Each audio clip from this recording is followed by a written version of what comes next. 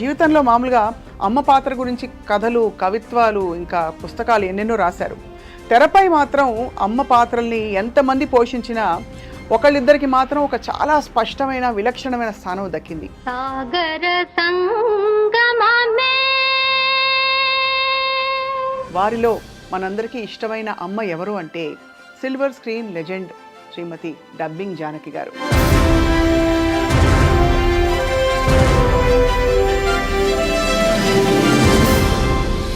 Dubbing Janaki గారు అని పేరు ఉంటుందా అంటే ఆ పేరు ఎలా వచ్చింది? 65 సంవత్సరాల ప్రయాణంలో అన్ని భాషల్లో నటిస్తూ రాణిస్తూ ఒదిగిపోయి ప్రతి పాత్రలో మన ఇంటి మనిషి అని అనిపించుకునే స్థాయి ఎలా తెచ్చుకున్నారు? వారిని అడిగి తెలుసుకుందాం. అమ్మ, మీకు సాదర నమస్కారాలు. అమ్మని మించి దైవం ఉన్నదా, ఆత్మను మించి అద్దం ఉన్నదా? పేద మధ్యతరగతి బ్రాహ్మణులలో అమ్మ ఎలా ఉంటుందో అలా ఉంటారు అమ్మ. ఒక మాసిపోయిన చీర, ఒక గ్లిజరిన్ బాటిల్ నన్ను చూడగానే. నాన్నగారు బుర్రకథలు చెప్పేవారు కొంత అని వినికిడి. నా జీవితంలో నాకు ఇష్టం లేని ఏదంటే 3, కానీ ఆ 3 నేను తప్పించుకోలేకపోయాను. అటువంటిది ఆ మిలిటరీ వాడే నా మొగుడు. మరి అయిష్టంగా సినిమాల్లోకి ఎలా వచ్చారు? బతకడం కోసం వచ్చాను అని చెప్పాలి. చెన్నై, నేను మా వారు ఇద్దరం చిన్న వయసులోనే, మాది లవ్ మ్యారేజ్. ఏం చూసి నచ్చారమ్మా? మహామహులు అందరూ సరసన నటించారు మీరు. అవును. నేను హీరోయిన్ అవ్వాలని కానీ, ఇంకా నేను టాప్ మంచి ఫీమేల్ ఓరియంటెడ్ పాత్రలో నటించాలని ఎప్పుడు లేదా అమ్మ మీకు? బతకడానికి కావలసిన డబ్బులు మనకు వస్తే చాలు. మీరు డబ్బింగ్ చెప్పిన క్యారెక్టర్స్ అందరూ ర్యాంప్ క్యారెక్టర్స్ ఎక్కువ చెప్పాను. జయమాలిని, జ్యోతిలక్ష్మి. నార్మల్ సహజ రూపానికి భిన్నంగా వచ్చిన క్యారెక్టర్స్ ఉన్నాయా? గయ్యాళి క్యారెక్టర్ అసలు నా దీనికి చాలా భిన్నమైన క్యారెక్టర్. మీ అక్క చెల్లెలు ఎంతమంది అమ్మా? 14 మంది. ఆ 14 మందిలో మీరు తప్పిపోయి ఉంటారు. అందుకే మీ వారు మీకు దొరకంగానే చక్కగా వెళ్ళిపోయారు. నిజంగానే కదా అమ్మ. ఒక మాట అంటాను, ఇది తప్పైతే క్షమించండి. మీలో నాకు ఎక్కడో బహుశా మీకు కావలసినట్టే జీవితం జరిగిందా లేదా? ఆయన చనిపోయిన 5వ రోజు నేను ఇక్కడ షూటింగ్కి వచ్చాను హైదరాబాద్. కష్టం వచ్చిందా కాసేపు అలా కూర్చొని కళ్ళు మూసుకొని కాసేపు ప్రేయర్ చేసుకుంటాను. అబార్షన్ అయ్యి మంచం మీద ఉన్నాను. బాత్రూమ్ నుంచి మంచం వరకు బ్లీడింగ్. ఏ మగాడు ఎవడ చేస్తాడు? ఎప్పుడైనా బద్దకించి అలా పడుకుంటే చెళ్ళుని పాదం మీద ఇలా కొడతాడు. మీకు పునర్జన్మ ఉంటుందో లేదో నాకు తెలియదు, కానీ తప్పకుండా మళ్ళీ అంటూ ఎక్కడో మీరు సార్ కలుసుకుంటారు తప్పకుండా.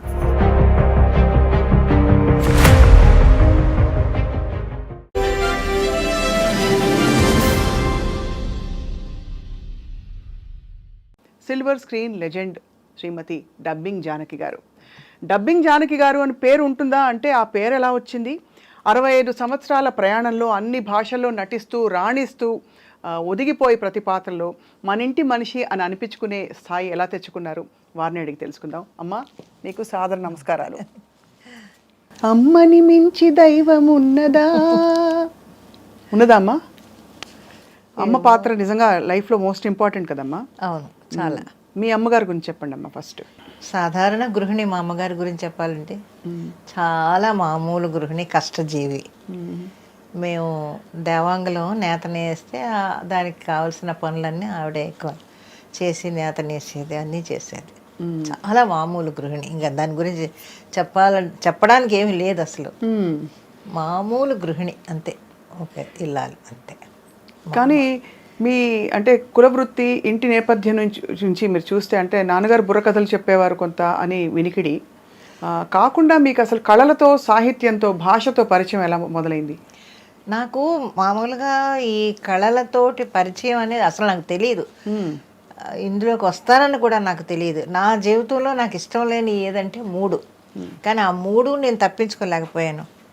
1 సినిమాల్లో వేషాలు వేయడం, 2 మిలిటరీ వాడిని పెళ్లి చేసుకోవడం,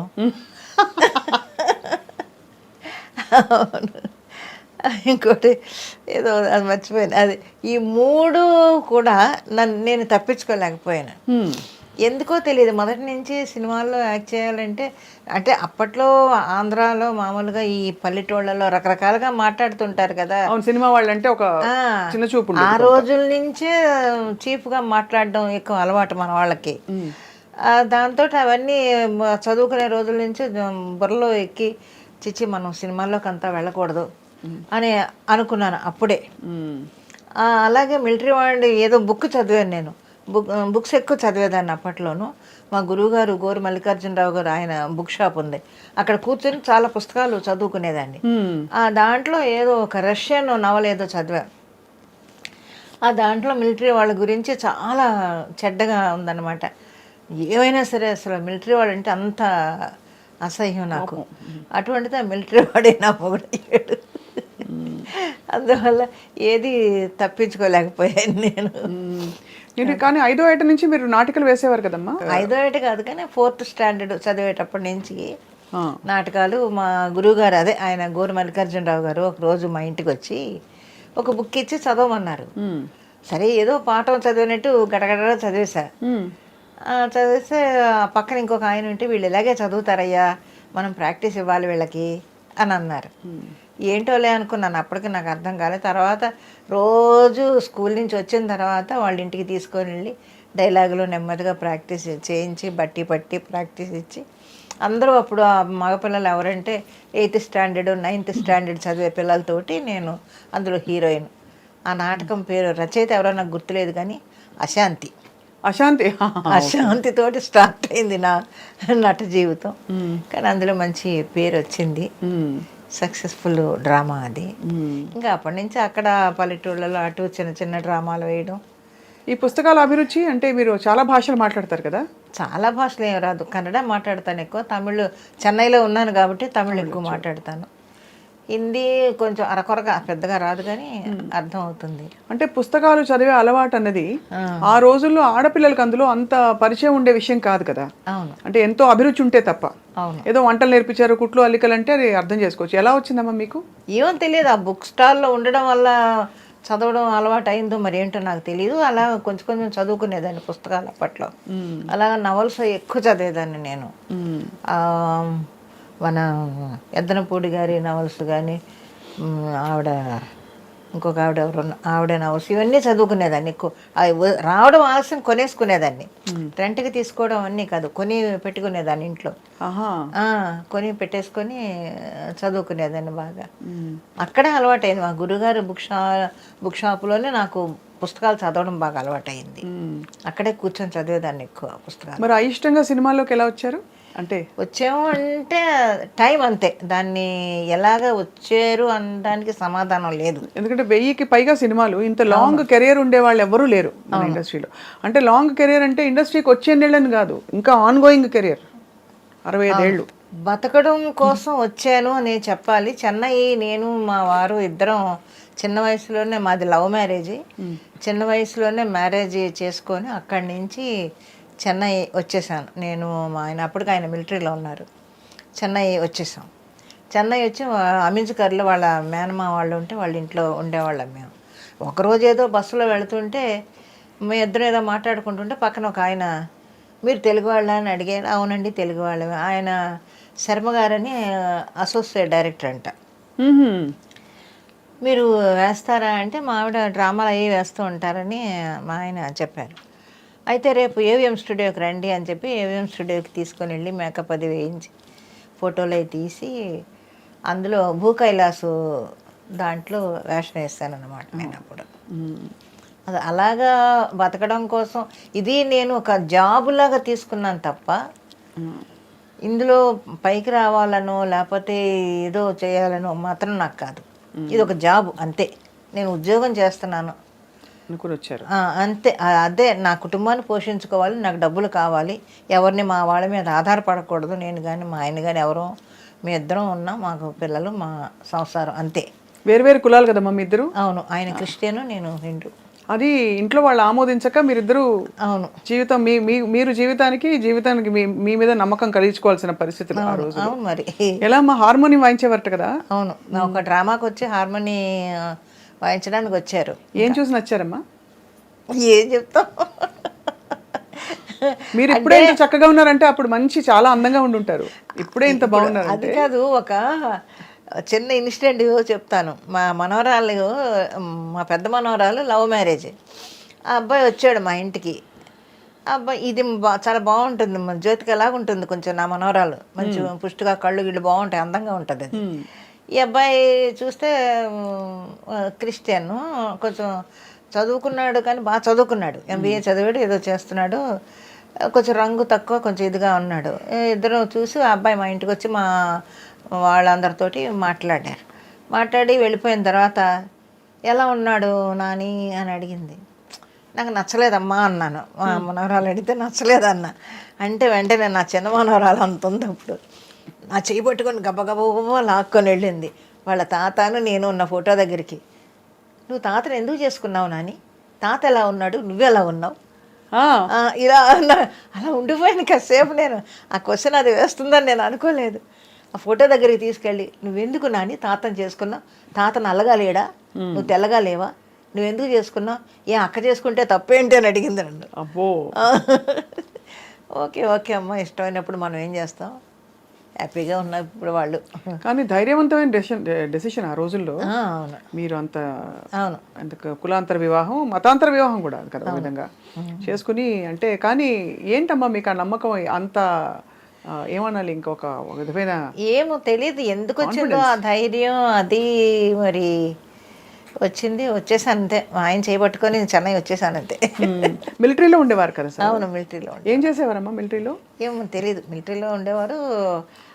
ఏదో చిన్న యాక్సిడెంట్ జరిగింది, అప్పుడు ఈ బ్యాక్ ఏదో దెబ్బ తగిలింది, కొంచెం రోజులు సెలవులకి ఇంట్లోనే ఉండేవారు. మళ్ళీ సంవత్సరానికి ఒకసారి తీసుకొని వెళ్ళేవాళ్ళు. సంవత్సరానికి ఒకసారి వెళ్ళి 3 months అక్కడ ఉండేవారు. చైనా వార్ టైంలో అక్కడే ఉన్నాడు ఆయన. అమ్మో, అప్పుడు గుండె పీకేసి ఉంటుంది మీకు. చైనా వార్ టైంలో మిలిటరీలో ఉన్నాడు ఆయన. ఆ తర్వాత మళ్ళీ రావటం అలాగన్నమాట. ఇంకా తర్వాత ఇంకా ఇబ్బంది అయిపోతుంది పిల్లలతోటి. ఆయన మిలిటరీకి వెళ్ళి ఇక్కడ ఈ పిల్లల్ని, చిన్నపిల్లలు, వీళ్ళని ఏం చేయాలో తెలియక మా అత్తగారు వచ్చి తోడుగా ఉండేవారు. ఆవిడకి మరి ఇంట్లో ఇల్లు సంసారం వదిలిపెట్టి రావాలంటే ఆవిడ కష్టం. ఇంకప్పుడు ఏం చేయాలని మిలిటరీ నుంచి ఆయన్ని రప్పించాలంటే పుండ్రేకాక్షయ్య గారిని అడిగా. పుండ్రేకాక్షయ్య గారిని అడిగితే ఆయన ఒక డాక్టర్ని పిలిపించి ఒక సర్టిఫికేట్, మిలిటరీకి అన్ఫిట్ అని ఒక సర్టిఫికేట్ పుట్టించి వాళ్ళకి పంపించి మొత్తానికి వాళ్ళు రిలీవ్ చేసేసారు. ఇంకా అప్పటి నుంచి మ్యూజిక్, హార్మోని అవన్నీ చేసి. బాగా పాడతారమ్మా? మీరు పాడతారుగా? లేదు, నేను అప్పట్లో పాడేదాన్ని కానీ ఇప్పుడు అసలు పాడటం లేదు. అప్పుడు స్టేజ్ మీద చచ్చినట్టు పాడాలి, మన ఓన్ వాయిస్తోనే పాడాలి. అప్పుడు పద్యాలు పాడినప్పుడు? అవును, డ్రామాలు అన్నీ కూడా మనం పాడాల్సిందే, ప్లేబ్యాక్ అంతా లేదు అప్పుడు. నాకు ప్లేబ్యాక్ అనేది ఎప్పుడంటే పద్మనాభం గారి నాటకాలు, నాగభూషణం గారి రక్త కన్నీరు నాటకాలు, పద్మనాభం గారి శాంతినివాసం నాటకాలు అప్పుడే తెలుసు నాకు.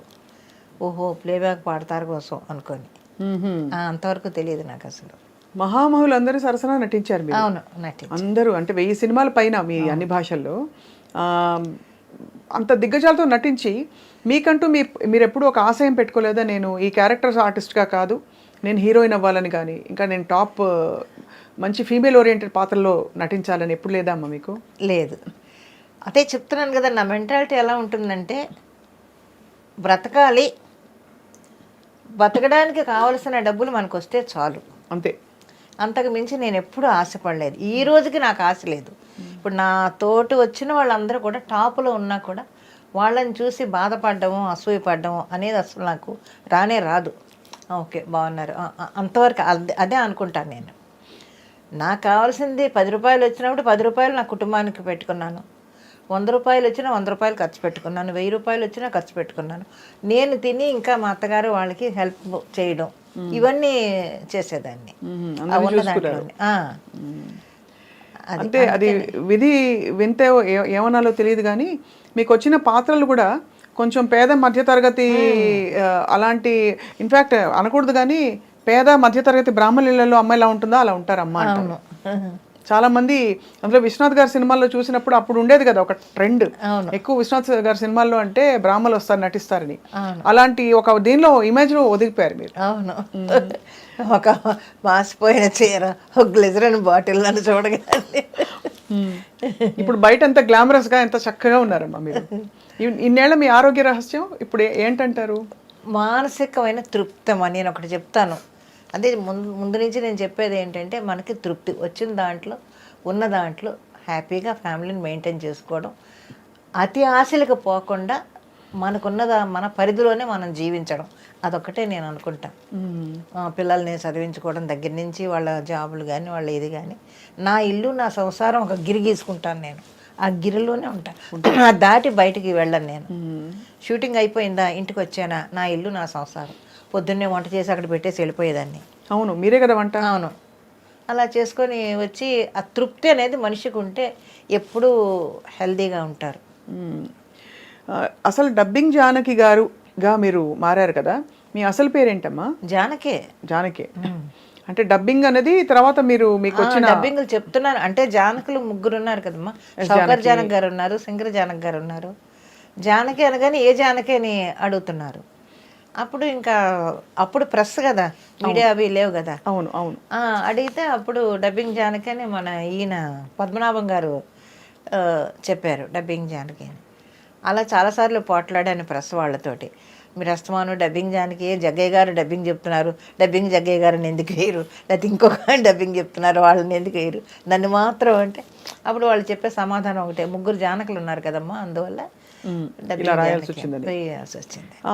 మీరు డబ్బింగ్ చెప్పిన క్యారెక్టర్స్ అందరూ ఎవరెవరమ్మా? అంటే పెద్ద పెద్ద హీరోయిన్లు అందరికీ చెప్పుంటారు మీరు. శ్రీప్రియకి చెప్పాను ఎక్కువ, శ్రీప్రియ. వ్యాంప్ క్యారెక్టర్స్ ఎక్కువ చెప్పాను, జయమాలిని, జ్యోతిలక్ష్మి, వీళ్ళందరికీ బాగా చెప్పాను. హీరోయిన్ పద్మప్రియ, వీళ్ళందరికీ చెప్పాను. భారతి అప్పట్లో ఉండేవాళ్ళకి. ఏమన్నా ఇబ్బంది పడ్డారా? మీరు అయిష్టంగా ఇండస్ట్రీకి వచ్చారు, మీరు అందంగా ఉంటారు, పొందిగ్గా చక్కగా మీరు అడ్జస్ట్ అయ్యి అలా వెళ్ళిపోతున్న టైంలో మిమ్మల్ని ఇబ్బంది పెట్టిన సందర్భాలు ఉండుంటాయి కదా ఇండస్ట్రీలో ఎవరు? నేను ఒకటే చెప్తానమ్మా, మనం ఉండే పద్ధతిలో ఉంటే ఎవ్వరు మన దగ్గరికి రారు, మన జోలికి రారు. అది నేను ఒకటే, అదే ఒకటే నా. అంటే మరి ఇబ్బందులు పడుతున్న వాళ్ళందరూ పద్ధతిగా ఉండలేక నాకు తెలిసి తెలియక వాళ్ళు ఎలా తెలుస్తుంది చెప్పండి. నా వరకు చెప్పాలంటే, నేను ఉండేది ఇప్పుడు ఇంట్లోంచి బయలుదేరి వెళ్ళానా, షూటింగ్కి వెళ్ళాను, వేషం వేసుకున్నాను, ప్యాకప్ చెప్పారు, వాళ్ళు మళ్ళీ తీసుకొచ్చి నా కారులో కూడా వెళ్ళాను, వాళ్ళ బండిలోనే వచ్చి ఇంట్లో దిగుతాను, అంతవరకే. ఇంకా బయట ఏం జరుగుతుందని ఎక్కువ మాట్లాడను, ఎక్స్ట్రాలు మాట్లాడను, ఎవరితోటి ఎక్కువ మాట్లాడను, నా పద్ధతిలో నేను ఉంటాను. అందువల్ల నేను ఉండగలిగానేమో అని అనుకుంటాను తప్ప, ఎక్కువ ఎవరితోటి మాట్లాడు, ఎవరన్నా వచ్చి పలకరిస్తే ఆలో అంటే అవునండి అంతే అంతే. మళ్ళీ నాకు భయం అనమాట, గొడవలో పడతామేమో, ఏమైనా పొరపాటు మాటలు దొరుకుతాయేమో అనేది ఇప్పటికీ భయమే నాకు. అందువల్ల నేను ఎక్కువ ఎవరితోటి కాంటాక్ట్ పెట్టుకోను నేను. హలో అంటే హలో, అది ఎప్పటికే కూడా ఇప్పుడు కాదు, ఇంకో 10 ఏళ్ళ తర్వాత మీరు కనపడినా సరే, అమ్మ ఎలా ఉన్నారు అంతే. మన మధ్య ఇంకేం గొడవలు జరగవు కదా. గొడవలు ఉండవు. అలాని మీరు ఎక్కువ దోస్తీ కూడా ఎవరితో లేదా? లేను, ఎవరితోటి లేను. ఆ తరం హీరోయిన్లతో ఎవరితోటి. మరి ఎలా అమ్మా, మరి మీ కాలక్షేపం ఎలా? ఇది మీకు ఒక మనసు అంటూ ఉంటుంది కదా. అంటే కాలక్షేపం అనేది నా ఇల్లే నాకు కాలక్షేపం, నా పిల్లలే నా సర్వస్వం. నా ఇంటికి రావడం, వంటలు చేసుకోవడం, ఆ పిల్లలకు పెట్టుకోవడం, వాళ్ళ చదువులు, వాళ్ళ స్కూల్ పంపించుకోవడం, ఇంతే. ఇది చెప్పని ఒక జాబు లాగా చేసుకున్నాను నేను సినిమా ప్రపంచాన్ని. కాబట్టి మీకు అలాగే ఉండిపోయింది. అలాగే ఉండిపోయాను నేను. మరి మీ వారు మీ పాత్రలు చూసి హర్షించేవారా, నవ్వేవారా, సంతోషించేవారా? ఆయన సంతోషించేవారు, ఎప్పుడూ కూడా సపోర్ట్గా ఉండేవాడు. ఇంట్లో కూడా నాకు హెల్ప్ చేస్తూనే ఉండేవారు ఆయన. నేను షూటింగ్కి వెళ్ళినప్పుడు గబుక్కుని పిల్లల్ని స్కూల్కి తీసుకెళ్ళడం కానీ, పంపించడం కానీ, వాళ్ళని రెడీ చేయడం కానీ, ఒకవేళ సాయంత్రం ఇంటికి వస్తే ఈ వంట చేస్తే, అదేంటి పొద్దున్న చేసి వెళ్ళాను కదా నేను. అప్పుడంతా ఏంటంటే 7 to 1, 2 to 9 కాల్ షీట్లు. 7కి తెల్లవారుజాము 4 గంటలకి వెళ్ళిపోవడం, అలాగా. ఈ ఉండేనా కదా అంటే, పాపమే వాళ్ళు వచ్చారే ఇద్దరు, ఆకలి అన్నారు, ఉన్నది పెట్టేశాను, మనమే కదా రా ఈ చారాన్ని వేసుకొని తిందాం అనేవాడు. అలాంటివన్నీ చేసేవాడు ఆయన. చాలా గొప్ప విశేషం. అంటే అలాంటి జీవిత భాగస్వామి ఆ తరంలో దొరకడం అన్నది. పెట్టేవారు అందరికీ పెట్టడం అనేది ఆయనకి బాగా అలవాటు. అదే అలవాటు నా పిల్లలకు కూడా వచ్చింది, వాళ్ళ పిల్లలకు కూడా వచ్చింది. ఇతరులకి హెల్ప్ చేసే ఇది మాత్రం నా పిల్లలకే కాదు వాళ్ళ పిల్లలకు కూడా వచ్చింది. అదొక సంతోషిస్తాను నేను. ఎలా అమ్మా నాని అని పిలుస్తారు కదా పిల్లలు, హిందీ ఎలా వచ్చింది నాని అని? ఏమో తెలియదు వాళ్ళు ఎందుకు పిలిచారో. అంతకుముందు నానమ్మ నానమ్మ అనేవాళ్ళు, ఆ తర్వాత నాని నాని అని అంటున్నారు. ఆ నాని అనేది ఇప్పుడు మీరు చెప్తే తప్ప నాకు తెలియలేదు అది హిందీ భాష అని. ఓ నాని అంటే మరి యాక్చువల్లీ అమ్మమ్మ, కానీ నానమ్మని వాళ్ళు నాని అని పిలుస్తారు. షార్ట్ ఫామ్ పెట్టుకున్నారేమో ముద్దుగా. ఏమో మరి ఇంత ముద్దుగా ఉంటే మరి నానమ్మ అంటారు కదా. నాని నాని అని పిలుస్తారు. ఇప్పుడు మీరంటే అది హిందీ భాష అనేది నాకు తెలియదు. ఇప్పుడు నాని నాని ఓకే సరే అని ఊరుకున్నాను నేను. అందరూ అదే పిలుస్తారు నాని నాని అని. అమ్మ ఆ రోజుల్లో మీరు ఇతర భాషలు నేర్చుకోవడానికి తావు ఎక్కడ ఉండింది? మెడ్రాస్ వెళ్ళారు కాబట్టి తమిళ్ నేర్చుకున్నారు, మరి కన్నడ అవన్నీ ఎలా వచ్చాయి మీకు? అంటే కన్నడ సినిమా చేశాను నేను. కన్నడ సినిమా చేయడంలో అక్కడ చుట్టూ ఉండే ఆర్టిస్టులు వాళ్ళు కాస్త చెప్పేవాళ్ళు. పండ్రిబాయమ్మ గారి కన్నడ డ్రామాలు వేశాను. ఎక్కువ థియేటర్ ఎక్స్పీరియన్స్, రేడియో ఎక్స్పీరియన్స్ బాగా. కన్నడ డ్రామాలు వేశాను. కూడా ఉండే ఆర్టిస్టులు కన్నడ బాగా నేర్పేవాళ్ళు. వాళ్ళు ఒక్క సినిమాతోటే మొత్తం నా డబ్బింగ్ నేనే చెప్పుకునే స్థాయికి ఎదిగాను నేను. కన్నడ చాలా గొప్ప విషయం. అవును, అలాగా కన్నడ వచ్చింది బాగాను. రాజ్ కుమార్ గారి మిస్సెస్ పార్వతమ్మ గారు వీళ్ళందరూ కూడా బాగా హెల్ప్ చేసేవాళ్ళు. కన్నడ పండ్రిబాయమ్మ గారు వీళ్ళందరూ కూడా ఆవిడతో డ్రామాలు ఎక్కువ వేశాను, కన్నడ డ్రామాలు. అప్పుడే నాకు కన్నడ బాగా వచ్చింది. డ్రామాలు వేయడం వల్ల కన్నడ భాష మీద మంచి పట్టు వచ్చింది. నా మట్టుకు నేను బాగా మాట్లాడు. ఇవాళకి మన వాళ్ళందరూ వచ్చి సెట్లో కనపడుతుంటే వాళ్ళతో నేను కన్నడలోనే మాట్లాడతాను. தமிழ் பேச ரொம்ப ஃப்ளூயண்டா தெரியும் உங்களுக்கு? ரொம்ப நல்லா தெரியும். చెన్నైలో ఇరుకుతునాల ఐ థింక్ మీకు చాలా మంచి పట్టు వచ్చేసింది భాష మీద. మీ ఊరి వాళ్ళు మళ్ళీ ఊరికి వెళ్తూ వస్తుండేవారా? తర్వాత మీ ఇంట్లో పుట్టింటి వాళ్ళతో కట్ ఆఫ్ అయిపోయిందా కంప్లీట్? లేదు అయ్యి వస్తూ పోతూ ఉంటాను. లాస్ట్ వరకు మా నాన్న అందరినీ మేము చూసుకున్నాం. కానీ ఎందుకమ్మా మరి అలా వెళ్ళిపోయారు మరి వాళ్ళని వదిలేసి? అంటే అప్పుడు అది ఎలా చెప్తాం, ఆ ఏజ్ అది, ఆ ఏజ్లో అలాగా ఆలోచనలు అలా వచ్చాయి. వాళ్ళు వద్దండవు, మరి వెళ్ళాలి అని అనుకోవడం, వెళ్ళిపోవడం అంతే. వాళ్ళు వద్దని ఎందుకు అన్నారు? వద్దంటే కులాంతరం.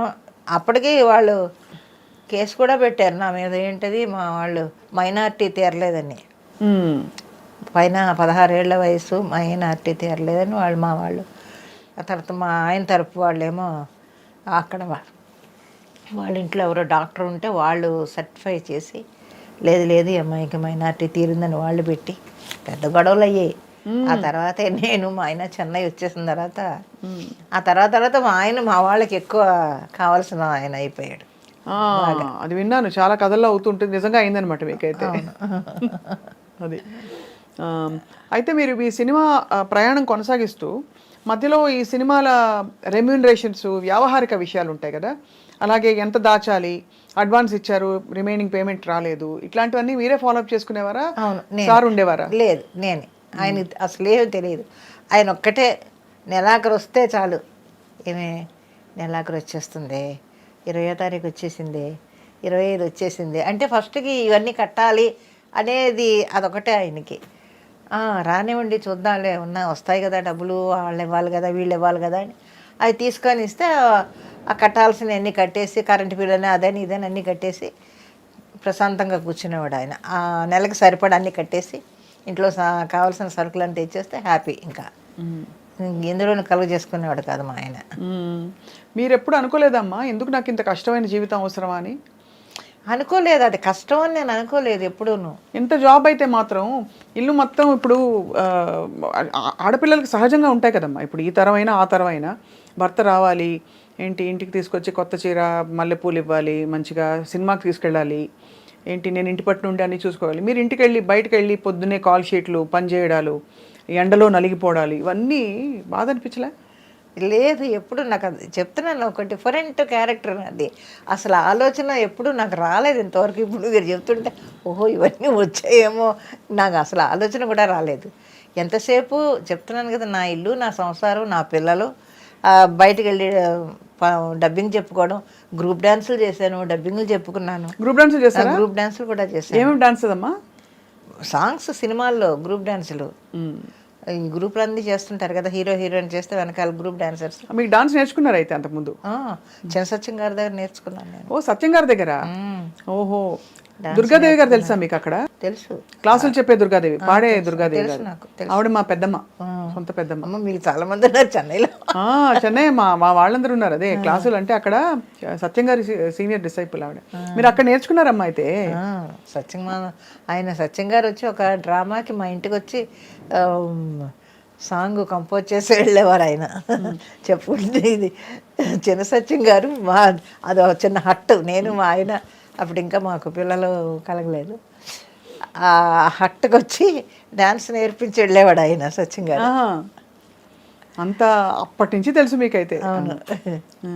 ఎంతవరకు నేర్చుకున్నారమ్మా కూచిపూడి? జతుల కొంతవరకు నేర్చుకున్నాను, తర్వాత మానేసి ఇంకా ఈ డ్రామాలు అవి ఎక్కువ డ్రామాలు తిరిగేదాన్ని. నాగభూషణం గారి రక్తకన్నీరు నాటకాలు ఎక్కువ వేశాను. ఏమన్నా డైలాగ్ గుర్తుందమ్మా మీకు? ఏడ్చే డైలాగ్ కానీ పవర్ఫుల్ డైలాగులు కానీ వచ్చినప్పుడు ఎలా మీరు ఎలా ఎలా అది ఆటోమేటిక్గా వచ్చేస్తూ ఉంటుంది. అది యాక్ట్ చేస్తున్నప్పుడు మనం అనుకోక్కర్లేదు, దాని అంతటా అదే ఆ లోపల నుంచి ఆ ఏడుపు అది వచ్చేస్తుంది, ఆ ఎమోషన్. దాన్ని మనం ఫీల్ అయ్యి చెప్తే చాలు వచ్చేస్తుంది, కళ్ళంటి నీళ్ళు వచ్చేస్తాయి ఆటోమేటిక్గా. అది స్టేజ్ అనగానే ఇంకా వేరే దారి ఉండదు కదా. సినిమా అన్నా కొంచెం గ్లెజర్ని పెట్టుకుంటాం, స్టేజ్ మీద పెట్టుకోవడానికి ఏమి ఉండదు. అవును, డైరెక్ట్గా ఏడవలసిందే. అమ్మ క్యారెక్టర్, వదిన క్యారెక్టర్ వేశారు, ఇంకా అన్ని క్యారెక్టర్ రోల్స్లో మీరు కనిపించారు. ఏదైనా మీ నార్మల్ సహజ రూపానికి భిన్నంగా వచ్చిన క్యారెక్టర్స్ ఉన్నాయా? మాకు తెలియనివి, అంటే ఈ సినిమాల్లో అన్నీ తెలిసి ఉండవు కాబట్టి. రామాయణంలో పిడకల వేట అనుకుంటాను, గయ్యాళి క్యారెక్టర్. అసలు దీనికి చాలా భిన్నమైన క్యారెక్టర్. అత్తగారు కోడల్ని హింస పెట్టడం అనేది అసలు నాకు తెలియదు అది. కానీ ఆ క్యారెక్టర్ బాగా రాజాచంద్ర గారు డైరెక్టర్. మిమ్మల్ని ఎలా ఎంచుకున్నారో ఆ క్యారెక్టర్కి? ఏమో మరి తెలియదు, ఎందుకు ఎంచుకున్నారో తెలియదు. నేను హేమసుందర్ గారు ఆ క్యారెక్టర్ చాలా భిన్నంగా ఉండేదన్నమాట. కోడల్ని హింస పెట్టడం. కే విజయ అమ్మాయి కోడల క్యారెక్టర్.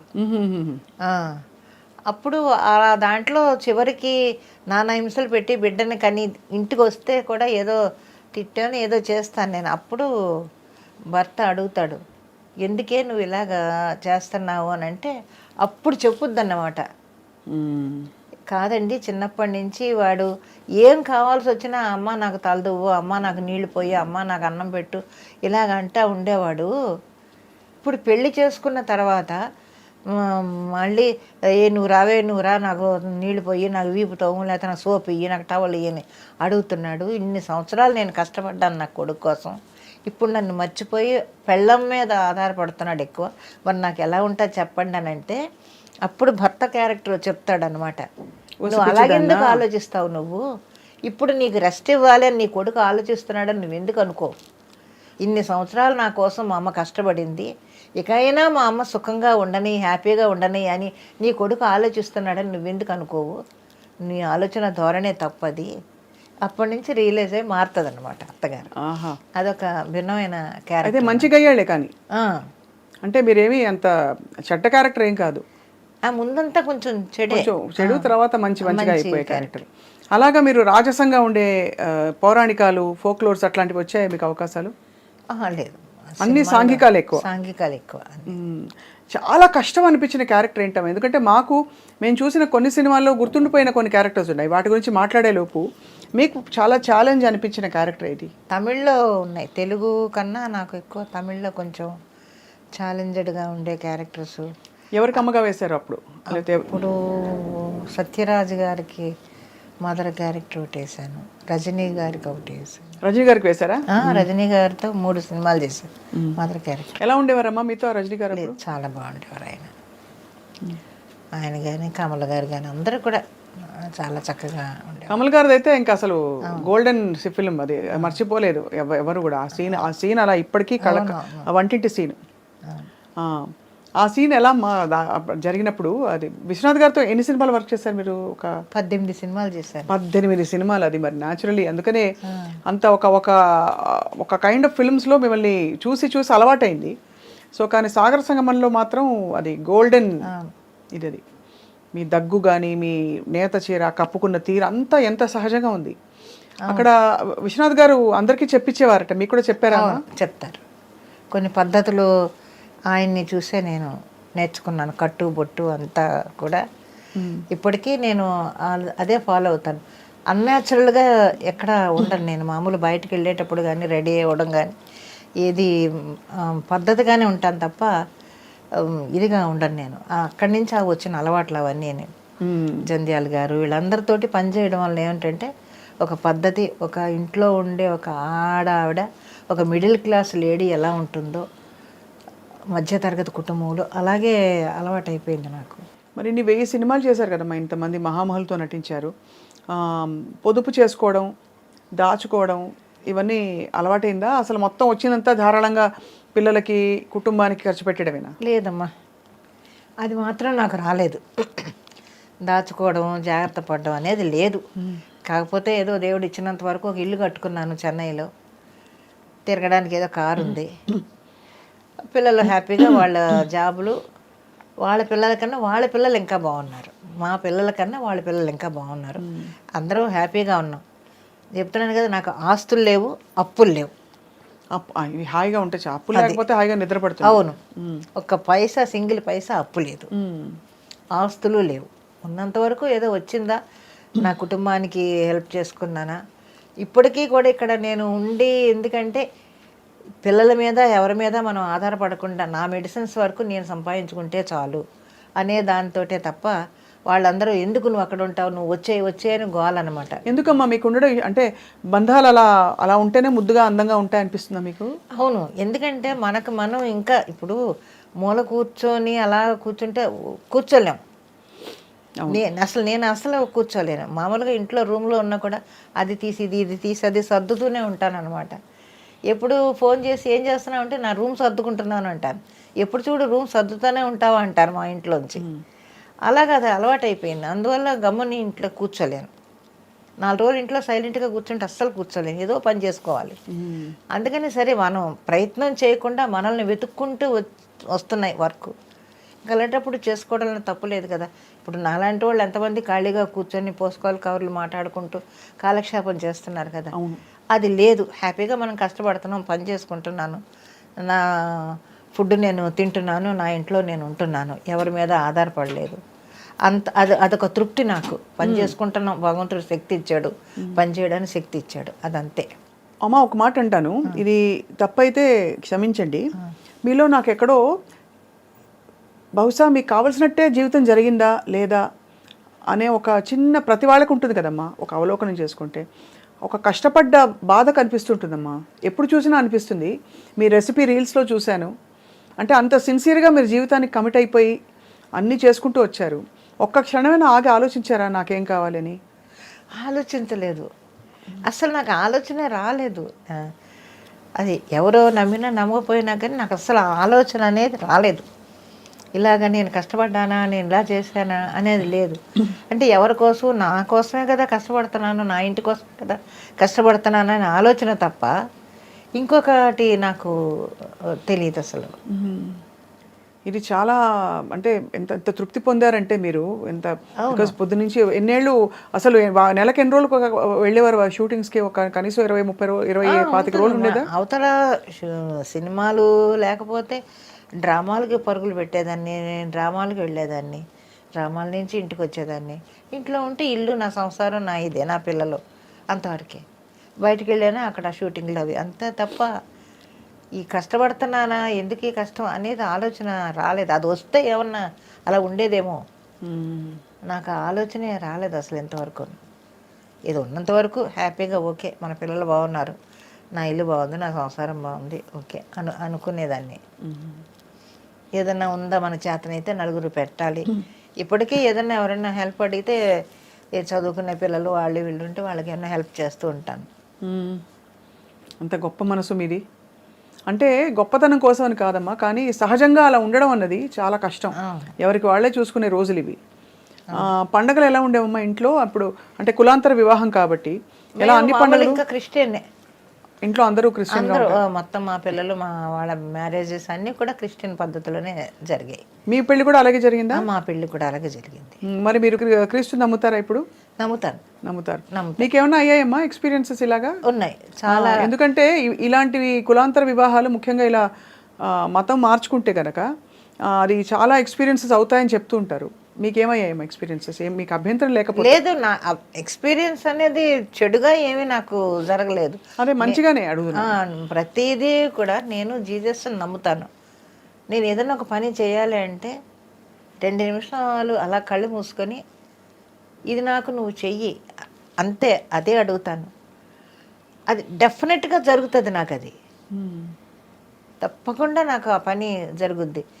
ఏంటి నేను ఇలా ఉన్నాను, ఖాళీగా ఉన్నాను, నాకు వర్క్ రాలేదేంటి, నే వర్క్ ఇవ్వవా, ఇలా అడుగుతాను నేను ప్రేయర్ చేసుకునేటప్పుడు.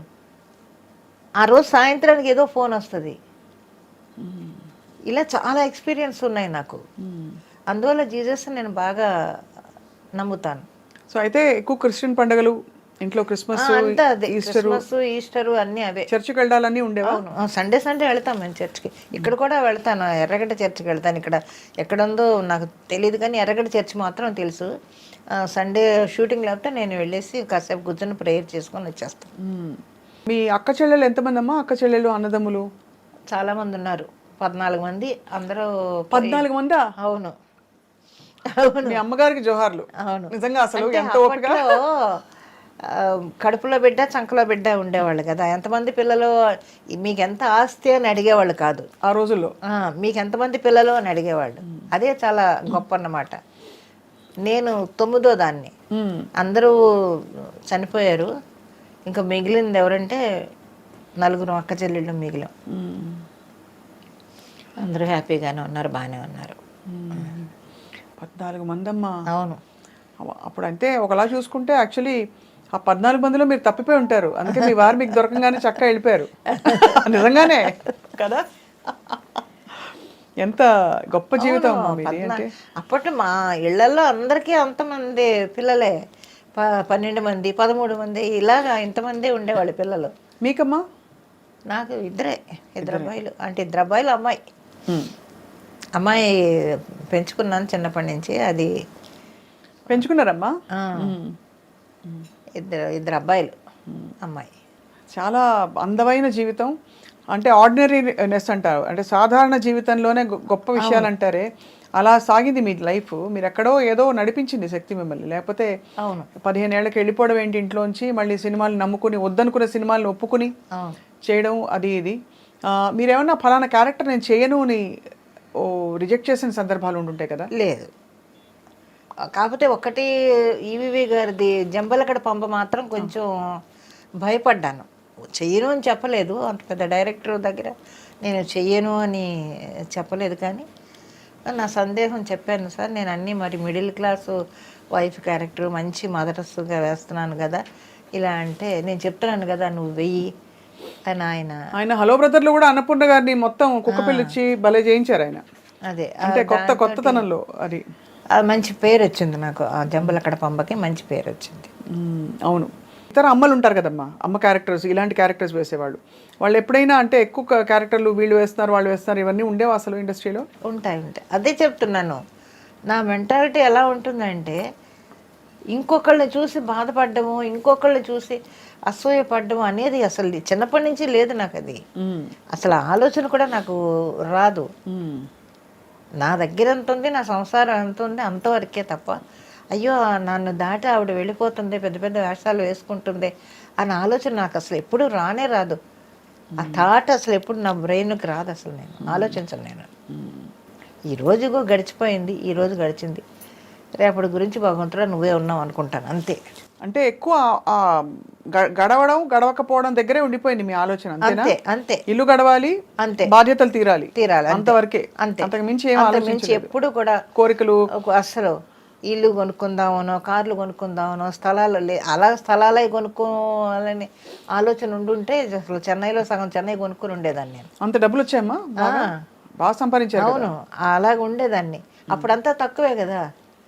నాకు తెలిసి కిలో మాంసం 2 రూపాయలు. మరి అప్పుడు కూడా తినడానికి తిండి లేక మా పెద్దబాబు పుట్టిన తర్వాత అవస్థలో పడుతుంటే మా ఆయన ఫ్రెండు జోసఫ్ అని, ఆయన డ్రైవరు, కారు డ్రైవరు, ఆ, లలిత శివజ్యోతి కంపెనీలో. వాళ్ళిద్దరూ పరిచయం అయ్యి, ఎక్కడ అంటే మాది రామచంద్రపురం, మాది పెద్దాపురం అని. అయ్యో మనం ఒకటేనా. అప్పటి నుంచి వాళ్ళిద్దరు కలిసి సినిమాలకు వెళ్ళడం అలాగ ఉండి అతను ఆ బేటా తీసుకొచ్చి ఇచ్చేవాడు అన్నమాట. అప్పుడు ఎంత, ₹2 ఎంతో బేటా అనుకుంటాను డ్రైవర్కి. వాళ్ళ లలిత శివజ్యోతి కంపెనీలో బేటా తీసుకొని నేను బిడ్డని కానీ ఇంట్లో ఉన్నాను, ఆకలి, డబ్బులు లేవు, నేను వర్క్కి వెళ్ళలేను. అటువంటి పరిస్థితుల్లో వచ్చి ఆ రూపాయన్నర ఇచ్చేవాడు అతను. ₹10 తను పెట్టుకొని మిగతా డబ్బులు ఇచ్చేవాడు అనమాట. ఇస్తే మా ఆయన వెళ్ళి ఆ బియ్యం, పప్పులు, ఉప్పులు అన్నీ తెచ్చి అప్పుడు వండుకునేవాళ్ళు. ఆ దాంట్లోనే అప్పుడు మాంసం ఎంత, ₹2 కిలో, ఒక పావు కిలో మాంసం తెచ్చుకొని, కైమా తెచ్చుకొని అలాగా తిన్నాం. అలా ఎన్ని రోజులు అతను చూశాడు మా ఆయన ఫ్రెండ్ జోసఫ్. ఎంత పెద్ద విషయం అమ్మా. మరి ఆయన తర్వాత అంటే మళ్ళీ మీరు తిరిగి ఆయన చూసుకోవాల్సిన పరిస్థితి చాలా సార్లు వాళ్ళు. తర్వాత ఇక్కడ ఆవిడేమో దీంట్లో పనిచేసేది, కళ్యాణి హాస్పిటల్లో వర్క్ చేసేవారు ఆవిడ నర్సుగాను. తర్వాత పిల్లలు తీసుకొని వాళ్ళు రామచంద్రపురం వెళ్ళిపోయారు, మొత్తం ఫ్యామిలీ చెన్నై నుంచి షిఫ్ట్ అయ్యి. ఆ తర్వాత ఆయన పోయిన తర్వాత ఎప్పుడైనా ఆవిడ, మేము వెళ్ళినప్పుడు మాత్రం రామచంద్రపురం వెళ్ళి వాళ్ళని చూసి వాళ్ళ ఇంట్లో ఉండే వచ్చేవాళ్ళం అందరం. కానీ చాలా ఆశ్చర్యం ఏంటంటే అమ్మా, మీరు అంత సినిమాలు ఉండి కూడా చేతిలో పెద్దబాబు పుట్టినప్పుడు అప్పటికి సినిమాలు ఎక్కువ ఎక్కువ లేవు కాబట్టి మీకు ఆర్థిక ఇబ్బందులు. అవును. తర్వాత ఏం లేవుగా ఇబ్బందులు? ఇబ్బందులు ఉన్నాయి, ఇబ్బందులు లేవనుక మేము పడిన కష్టాలు ఎవరు పడి ఉంటారు అసలు.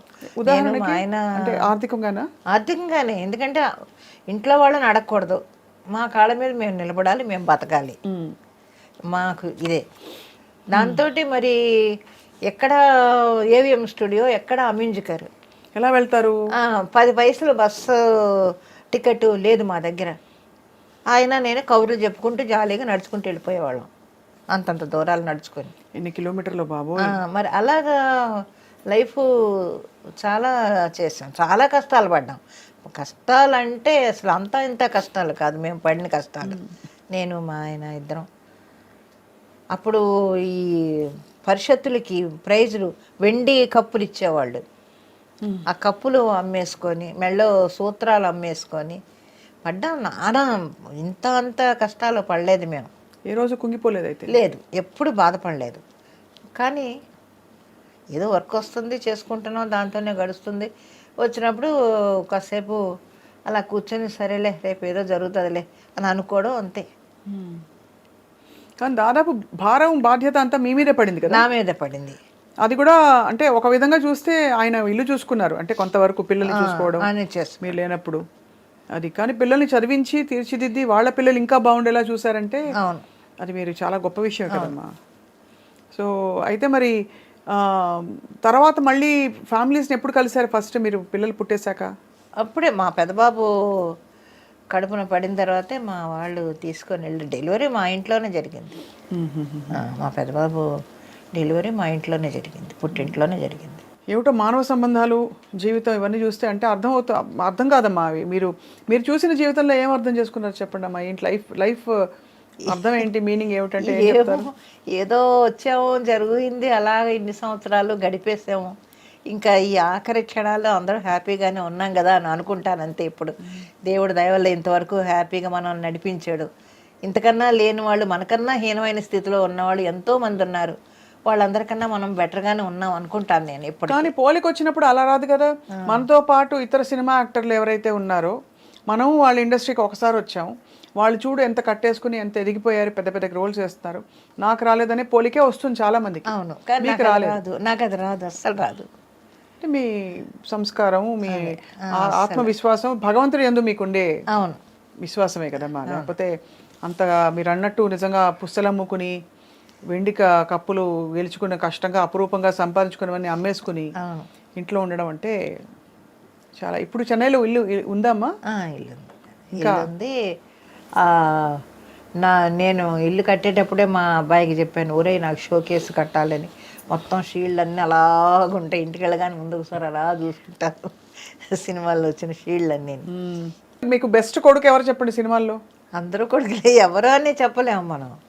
అందరూ బాగుంటారు, ప్రతి ఒక్కళ్ళు బాగుంటారు అమ్మాయ. అది వీళ్ళు బాగున్నారు బాగోలేరని కాదు, అందరూ కూడా తమిళ్ కానీ తెలుగు కానీ. ఒకసారి లెక్క పెడదామా. రజనీకాంత్ గారు, కమల్ హాసన్ గారు, మన సత్యరాజ్ గారు, విజయకాంత్. అన్యాయంగా వెళ్ళిపోయారమ్మా ఆయన. అవును, నాకు విజయకాంత్ గారు ఫస్ట్ షూటింగ్ అయిన తర్వాత అందరికీ బట్టలు పెడతారు అనేది ఆయన షూటింగ్లోనే చూశాను నేను. విజయకాంత్ గారు పెడతారా? అవును. ఆహా, ఎలా అమ్మా? టాప్ టు బాటం మొత్తం యూనిట్ అందరికీ బట్టలు పెడతాడు ఆయన షూటింగ్ లాస్ట్ డేని.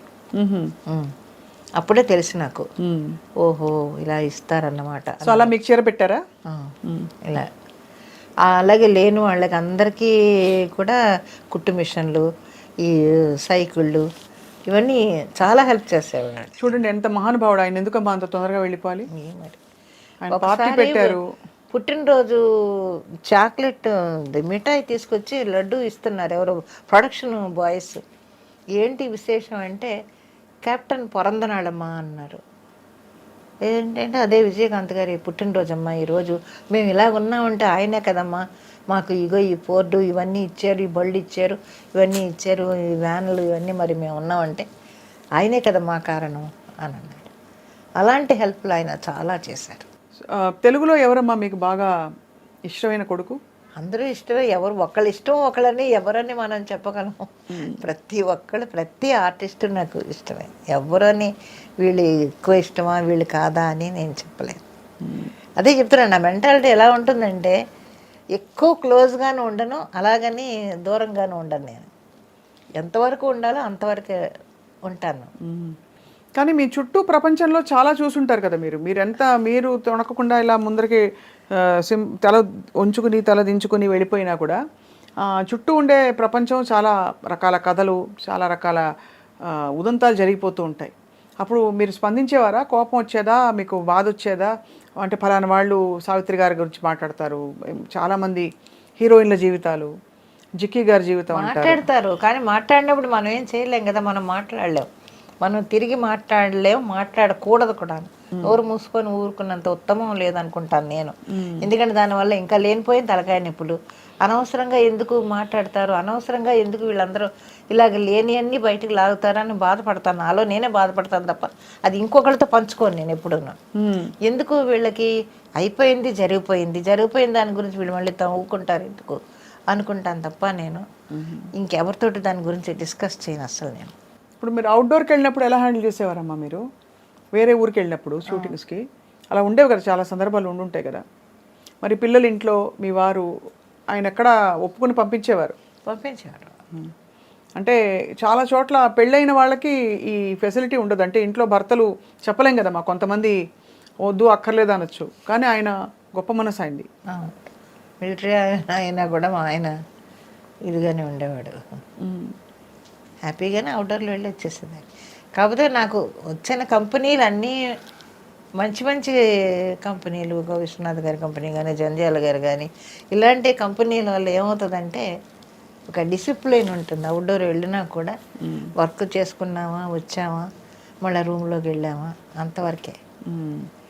వర్క్ అయిపోయిందా హ్యాపీగా ఇంటికి పంపించేసేయడం. ఇది మరి స్త్రీలకి సురక్షితమైన ప్లేస్ కాదంటారు ఇండస్ట్రీ, మీరు ఒప్పుకుంటారు అలా? ఏమోనమ్మా, నాకు అంత దూరం నేను ఆలోచించలేదు ఎప్పుడూ. ఆలోచన కూడా రాదు నాకు, ఎందుకంటే చెప్పాను కదా, ఒక చిన్న జీవితం అక్కడ అలా గిరిగీసుకొని ఆ గిరిలోనే నేను ఉన్నాను తప్ప అది దాటి ఎప్పుడు బయటికి వెళ్ళను. ఒక్కటి మాత్రం నేను చెప్తానమ్మా, ఏదైనా కూడా మన ఇష్టం లేనిదే ఎవడు మనల్ని ఏం చేయడు. ప్రపంచంలో అంతే, అది మన ఇష్టం లేనిదే ఎవడు మన దరిదాపులకు రాడు. ఇప్పుడు వాడు అలా వచ్చినాడు, మనం కళ్ళు ఎరచేసి అలా చూసిన వాడు అక్కడే ఉంటాడు, ఒక అడుగు ముందుకు రాడెవడోను. ఒకవేళ మన మీద ఇష్టం లేదనుకోండి, వాడి సర్కిల్లోనే మనల్ని వేరు పెడతాడు తప్ప ఇండస్ట్రీ మొత్తం చెప్పలేడు కదా. అవును, ఇండస్ట్రీ మొత్తం పబ్లిసిటీ చేసి ఈవిడ అలాగే ఇలాగని చెప్పుకోలేడు కదా. కరెక్ట్. వాడి పరిధిలోనే వాడు మనకి వేషాలు ఇవ్వడం, అంతవరకే. అంతే తప్ప ఎవరు మనల్ని ఏం బట్ వాడి పరిధిలో వేషాలు ఇవ్వడానికి కూడా ఒక విధమైన హింసే అమ్మా అది. ఎందుకంటే ఎవరో నేను చెప్పినట్టు నువ్వు చేయకపోతే నీకు ఇవ్వని వేషాలు అంటే అది తప్పే కదమ్మా. తప్పే ఏమైనా ఇంకంతే, అంతటితో ఆపేయడం ఇంకంతే, దాని గురించి ఆలోచించకూడదు ఇంకా. ఇప్పుడు ఎవరైనా కూడా మన ఇష్టం లేనిదే ఎవరు మన దరిదాపులకు రారు. అది మాత్రం నాకు బాగా అనుభవం.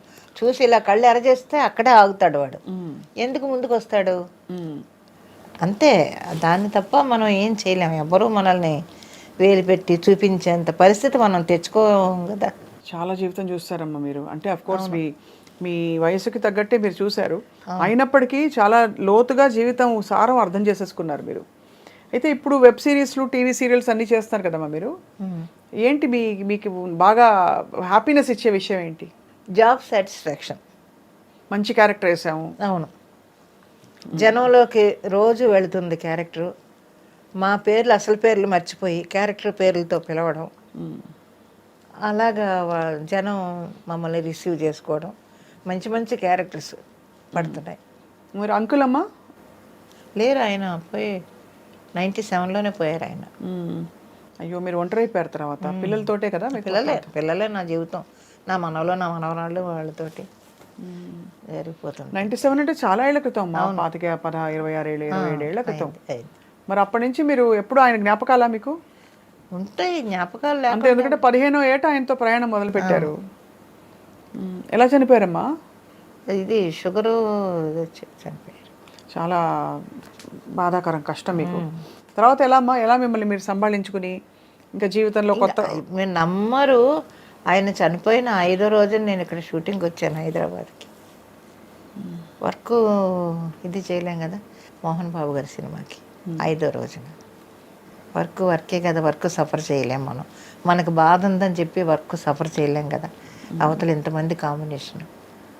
5వ రోజునే వస్తే గబుక్కుని మా తమ్ముడు వైఫ్ బయలుదేరే రోజున అలా వెళ్ళకూడదని ఇంటికి తీసుకొని వెళ్ళి ఒక చీర పెట్టి అప్పుడు పంపించింది.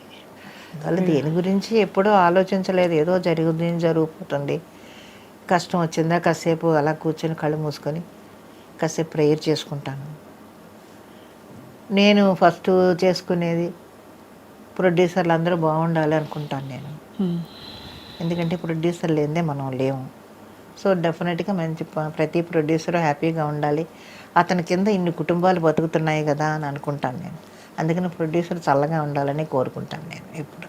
ఇంకా మీరు మరి ఇన్ని క్యారెక్టర్ వేసేసారు కాబట్టి వర్క్ సాటిస్ఫాక్షన్ కూడా చూసేశారు, మెమెంటోలో అవార్డులు చూసేశారు, కావాల్సిన వాట్ ఎవర్ డబ్బులు అవి చూసేశారు. ఇప్పుడు మీరు ఎంచుకోండి, మీ క్యారెక్టర్ మీరు రాసుకోండి అంటే ఎవరి పాత్ర వేస్తారు? ఎలాంటి పాత్ర వేయదలుచుకున్నారు? ఎలాంటి పాత్ర అంటే దాన్ని ఉదాహరణకి నేను చెప్తాను, అమ్మని ఎలా చూడాలనిపిస్తుందో. మిమ్మల్ని మంచి ఒక కలెక్టర్, ఒక డడడన్ మెట్టు దిగుతూ ఫాస్ట్గా వచ్చి కాటన్ చీర కట్టుకుని హైనెక్ బ్లౌజ్ వేసేసుకుని అలాంటి క్యారెక్టర్లో అమ్మని చూడాలి నాకు. అది మీ ఆలోచన. ఏ క్యారెక్టర్ అంటే నా ఆలోచన. మీ ఆలోచన చెప్పండి. బాగా ఓల్డ్ క్యారెక్టర్, బాగా ముసీలుది అయిపోయి వణుకుతూ వచ్చి అలాంటి ఒక క్యారెక్టర్ ఆ గెటప్లో ఎలా ఉంటారని నేను ఆలోచిస్తున్నాను. అది మన ఇద్దరికి డిఫరెన్స్ చూడండి మరి. అదే కానీ మీకు అలాంటి క్యారెక్టర్ కష్టం అమ్మా. మీరు ఎందుకంటే ఎప్పుడు యంగ్, ఎవర్ గ్రీన్, డైనమిక్గా కనిపిస్తారు. మీ వయసుకి మీకు అసలు సంబంధం లేదు, అలా ఉన్నారు మీరు. కాబట్టి ఆ క్యారెక్టర్ అఫ్కోర్స్ నటిస్తారులేండి, కానీ చెప్తున్నాను. కానీ మీరు మంచి డైనమిక్ రోల్స్లో ఇంత ఇండిపెండెంట్ అమ్మా. ఫస్ట్ థింగ్ ఈ తరం నేర్చుకోవాల్సింది మిమ్మల్ని చూసి, మీరు ఆ తరానికి సంబంధించి కూడా ఎంత ఇండిపెండెంట్ డెసిషన్స్ తీసుకున్న డెసిషన్కి కట్టుబడి ఉన్నారు. పారిపోలేదు కదా, కష్టం రాగానే అమ్మో పిచ్చి పని చేశానే, ఎందుకు వచ్చాను దేవుడు అని వెళ్ళిపోలేదు. ఎంత కష్టం వచ్చినా అక్కడే నిలబడి పోరాడారు, అత్యాసలకు పెట్టుకోలేదు. ఎన్ని విషయాలు నేను నేర్చుకోవాల్సినవి మీ లైఫ్ నుంచి. అండ్ ఎప్పుడు ఏది మరీ టూ మచ్గా డీప్గా వెళ్ళిపోయి చేయలేదు. సరే, ఒక జీవితాన్ని నమ్ముకున్నారు, దాన్నే మీ లైఫ్గా మార్చుకొని మీరు ఇప్పుడు అదే భక్తిలో ఉన్నారు మీరు. సో ఎంత గొప్ప విషయం అమ్మ. మీ వంటకాలు చాలా బాగుంటాయి, చూశాను. ఎవరు నేర్పించారు మీకు వంట? ఎవరు నేర్పించలేదు, నేను ఇంట్లో చేసుకోవడమే. మీ బెస్ట్ రెసిపీ ఏంటి చెప్పండి? నేనేం చూశానంటే పప్పు చూశాను ఆ మధ్య, ఇంకేంటి పులిహోర ఒకటి లాంటిది ఒకటి పెట్టారు. అది చాలా బాగుంటుందండి ఓయ్ అని గలగలా మాట్లాడుతూ ఇలా చేయండి అలా చేయండి అని. జనాలకు అది ఒకటి నచ్చింది. అంటే న్యాచురల్గా మామూలుగా మన ఇంట్లో చేసుకున్నట్టే చేస్తారండి మీరు గబగబాను. ఇవన్నీ ఉన్నాయి అన్ని పెట్టండి ఇన్ని పెట్టండి ఈ కొలతలు అవి ఉండవు అని అంటుంటారు. సోదు ఉండదు అసలు. ఆ, అంటే మామూలుగా ఏదో ఎక్కువసేపు చూపిస్తారు దాని గురించి చెప్పి చెప్పి, అలా కాకుండా చూసి వెంటనే ఆకట్టుకుంటుంది. ఆ కూర ఫుల్ వండి ఇదిగో చూసారా ఎంత బాగుందో అని, అది కమ్మగా ఉడికి రెడీగా ఉందని.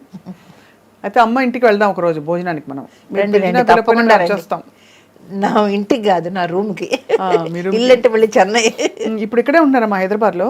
అంటే ఇవాళ పొద్దున్నే వచ్చాను ఊరి నుంచి. ఓకే. వచ్చి చెన్నై గ్యాప్ ఉంటే చెన్నై వెళ్ళిపోతాను. ఉమ్, ఇక్కడ ఉండను నేను. షూటింగ్ లేకపోతే చెన్నై వెళ్ళిపోతాను. ఉమ్.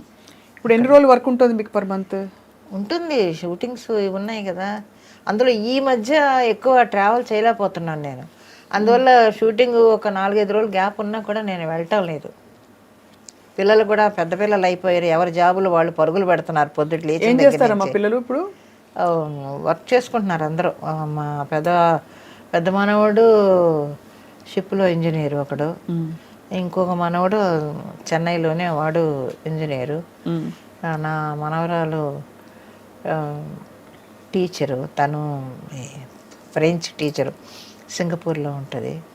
ఇంకొక అమ్మాయి పోర్ట్ కంపెనీలో వర్క్ చేస్తుంది. ఇప్పుడు చిన్నది ఎగ్జామ్, ఇవాళ ఎగ్జామ్ రాస్తుంది. దానికి జాబ్ కూడా వచ్చేసింది ఆల్రెడీ.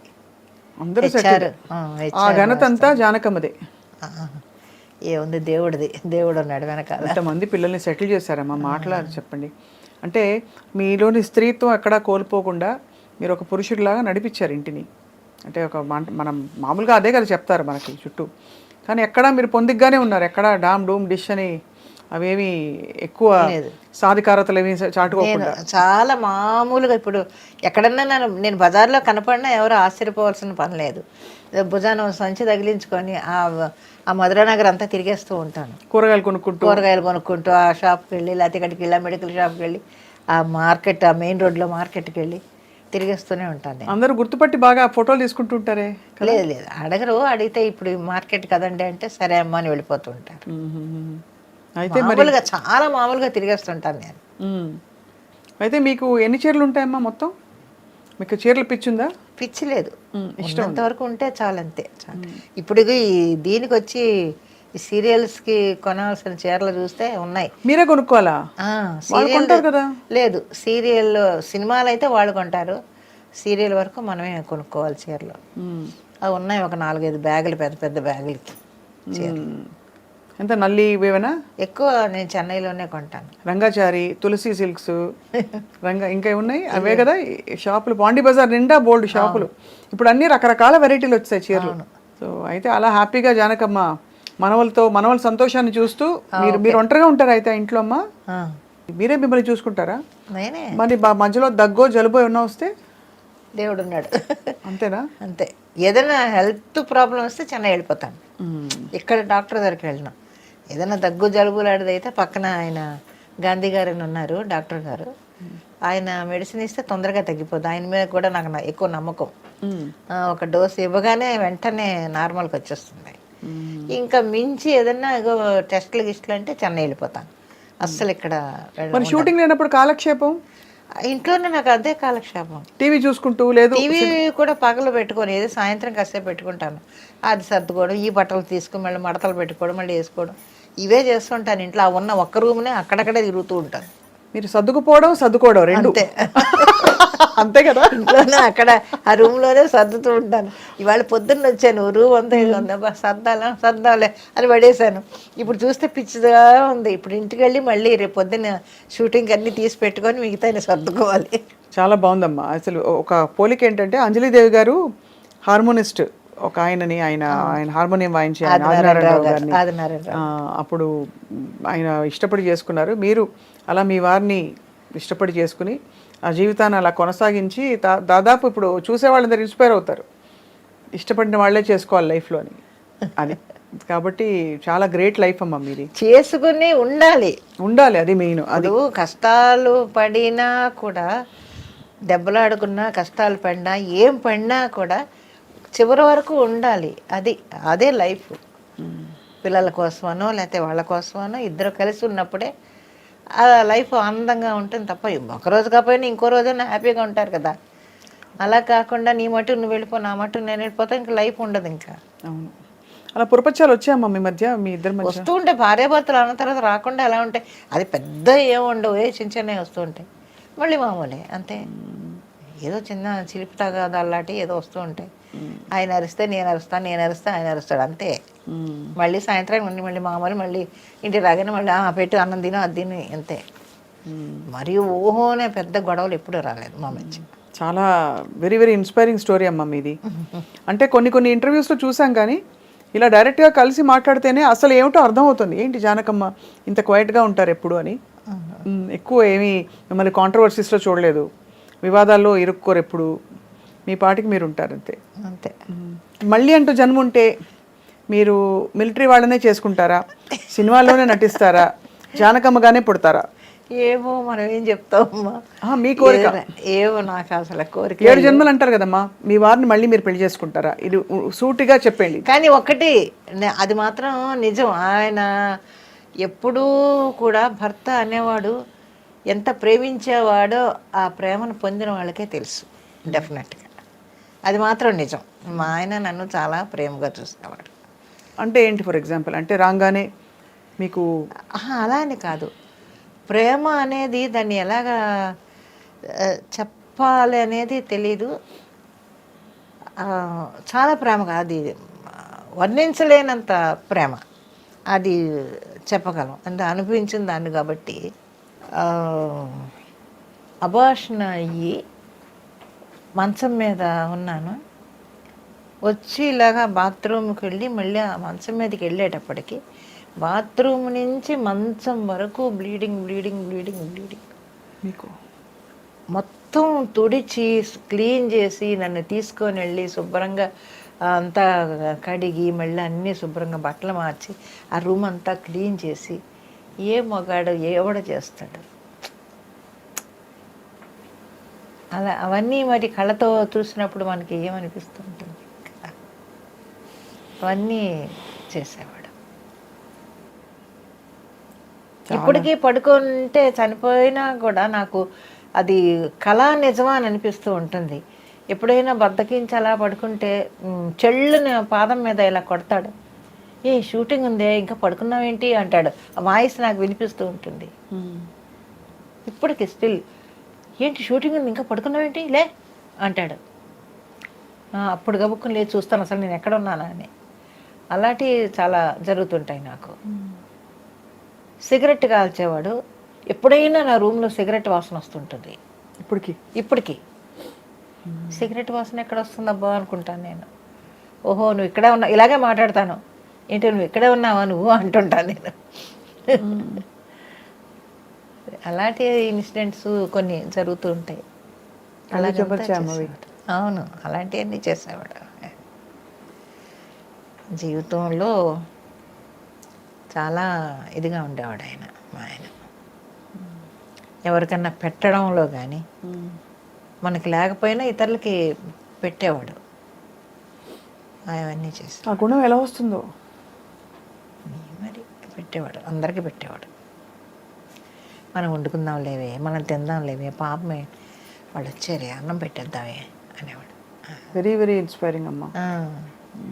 అటువంటివన్నీ చేసేవాడు ఆయన. ఇంటికి వస్తే 2-3 కప్పులు కనిపించేవి కాదు, వెండి కప్పులు. ఏమయ్యాయి అంటే, పాపమే నా ఫ్రెండ్ వాళ్ళ ఆవిడ హాస్పిటల్లో ఉంది, డెలివరీ టైము, డబ్బులు లేవన్నాడు, నిన్ను అడగడానికి నువ్వు కూడా లేవు కదా, షూటింగ్కి వెళ్ళిపోయావు కదా, అందుకని ఏం చేయాలో తోచలేదు నాకు, ఆ కప్పులు తీసి తాకట్టు పెట్టి ఇచ్చేసాను అనేవాడు. ఇలా ఇటువంటివన్నీ చేసేవాడు.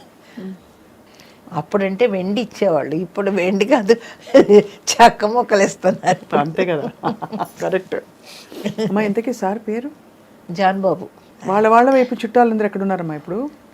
చాలామంది పోయారు, ఎవరు లేరు. వాళ్ళ మగ నాన్న ఎవరు లేరు. పెద్దాపురమే, ఆయనది పెద్దాపురమే, మా ఊరు పెద్దాపురమే, ఇద్దరిది ఒకటే ఊరు. తప్పకుండా. అయితే మీరిద్దరూ అంటే మరి మీకు పునర్జన్మ ఉంటుందో లేదో నాకు తెలియదు, కానీ తప్పకుండా మళ్ళీ అంటూ ఎక్కడో మీరు సార్ కలుసుకుంటారు తప్పకుండా. మేము ఇంత మీరు చెప్పిన మీ ఆత్మ ఎంత నిజాయితీగా ఓపెన్గా చెప్పిందో ఖచ్చితంగా అలాగే అనిపిస్తుందమ్మా. మీరు నమ్ముకుని వచ్చినందుకు ఆయన నిభాయించారు, మీరు నిలబడ్డారు. అవును. మిమ్మల్ని మాత్రం మేము ఎప్పుడు తెర మీద అలా చూస్తూ ఉండాలి, ఇలాగే కళకళలాడుతూ ఉండాలి మీరు ఎప్పుడు. ఈసారి మేము భోజనానికి వచ్చినప్పుడు మీ రెసిపీలు అవి మరిన్ని తీసుకుని తప్పకుండా రండి. నా రూము, ఇల్లు కాదు ఇది, రూము వాటెవర్, మీరు ఎక్కడ ఉంటే అదే ఇల్లు, అదే అదే అదే మీ. కాబట్టి ఈసారి మేము వస్తాం. మీ షీల్డ్స్ అన్నీ కూడా చెన్నై వచ్చినప్పుడు ఒకసారి అన్ని ఫోటోలు తీసుకుంటాం మాకు జ్ఞాపకంగా. జానకమ్మ గారు, డబ్బింగ్ జానకి గారు, మీకు సాదరంగా నమస్కారాలు. Thank you so much.